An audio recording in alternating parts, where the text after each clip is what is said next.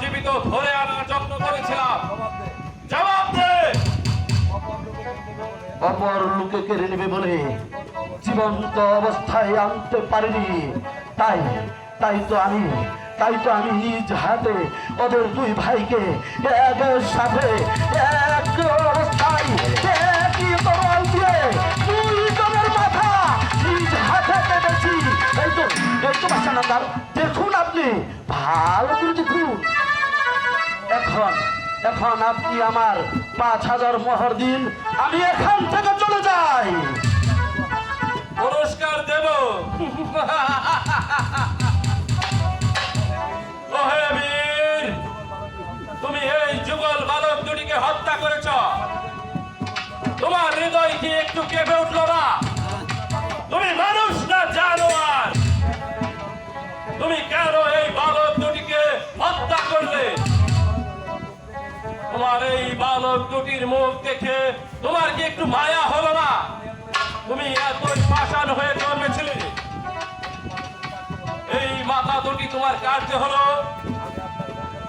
আমি আপনার মঙ্গল করতে গিয়ে আমি এই দুটি শিশুর মাথা কেটেছি।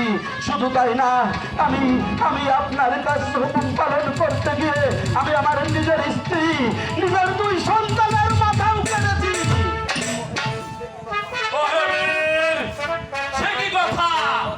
কথার কি? আপনার শত্রুর কুল নির্মূল করতে গিয়ে আমার বংশ আমি বাদ করেছি। এবার আপনি আমার মোহর দিয়ে দিন, আমি এখান থেকে চলে যাই।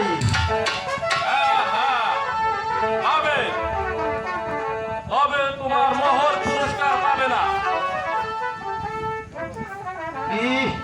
আমার সাথে এত বড় ছলচাতুরি, তুমি কথা দিয়েছে যে এই বালক দুটির জীবিত অথবা মৃত তোমার দরবারে হাজির করতে পারে, তাকে তুমি দিবে গুনে ৫,০০০ মোহর। এখন তুমি আমার সাথে বলছো ছলচাতুরি? আমি দুটি খুন করেছি, আমার হৃদয়ে এত পাবেনি। আমি আমার স্ত্রীকে খুন করেছি, আমার হৃদপিণ্ড এতটুকু পাবেনি। আমি এবার তোমাকে খুন করে আমি হব এই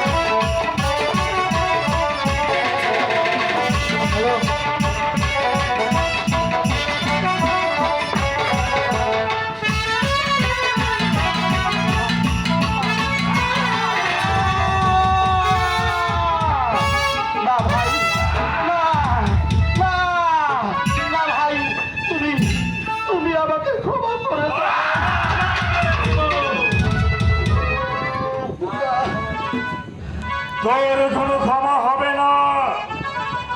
তুই যে কাজই করেছিস পৃথিবীতে এত বড় কাজই কেউ করেনি। এরপর তোর নাম হবে এই দেশে কি জানিস?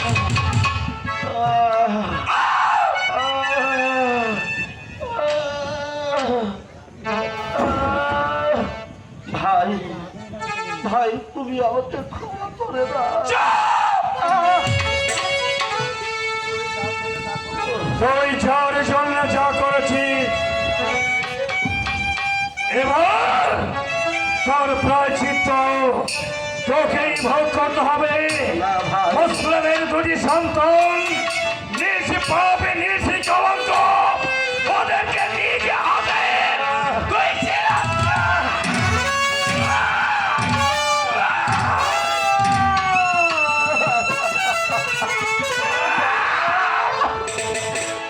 যাবো না, যাবো না, তুই আমাকে ক্ষমা করে দিস, যাবো না।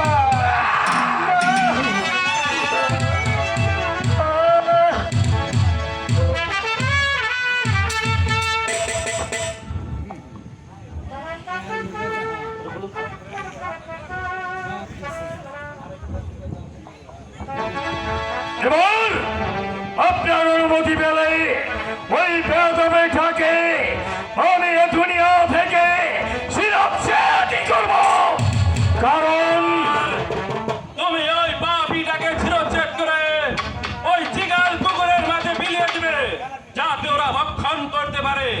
আপনার অনুমতি আমার শিরোধার্য।